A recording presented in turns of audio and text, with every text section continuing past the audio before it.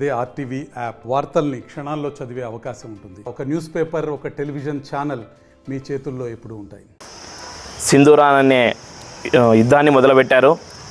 దాదాపు పాక్లో ఉగ్రవాదులు 100 మంది దాకా మరణించారని తెలపడం జరిగింది. చాలా సంతోషం. మన మోడీ గారు అనుకున్నది సాధిస్తారు. నిదానంతో ఆయనకు ఎలా అడుగేయాలో తెలుసు. మన దేశానికి చాలా దేశాలు కూడా మన దేశం వైపు సపోర్ట్ చేయాలని చెప్పి ఎదురు చూస్తున్నాయి.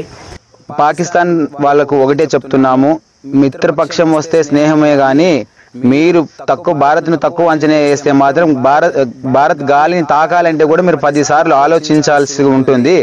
కాబట్టి ప్రతి ఒక్క సైనికుడు గర్జించే సింహంలా ఈనాడు పనిచేస్తున్న భారత్ వైపు కన్నెత్తి చూసినారంటే మీకు పుట్టగతులు ఉండవు. ముఖ్యంగా పాకిస్తాన్కు కేంద్రంగా ఉగ్రవాద శిబిరాలు కొలువుదీరి అక్కడ ఉగ్రవాదులను తయారు చేసి మన భారతదేశానికే కాదు ప్రపంచ దేశాలకే ఉగ్రవాదులను ఉత్పత్తి కేంద్రంగా పనిచేస్తున్నటువంటి పాకిస్తాన్పై ప్రపంచ దేశాలన్నీ కూడా కన్నెర చేశాయి.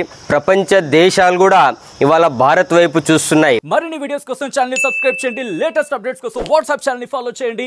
అండ్ లింక్ డిస్క్రిప్షన్ లో ఉంది.